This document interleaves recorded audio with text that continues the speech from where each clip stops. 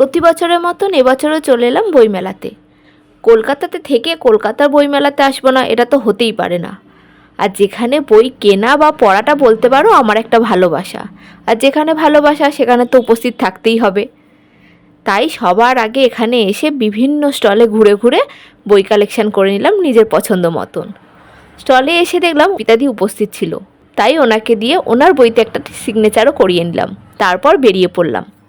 বই কিনতে কিনতে প্রচণ্ড খিদে পেয়ে গেছিলো, তাই পেটকে কষ্ট না দিয়ে চলে গেছিলাম খাবারের স্টলের দিকে। বুক ফেয়ার মানেই যে শুধু বই তা তো নয়, এখানে ছিল আরও বিভিন্ন ধরনের স্টল, সেগুলোও ঘুরে দেখলাম। সত্যি অসাধারণ ছিল সেগুলো।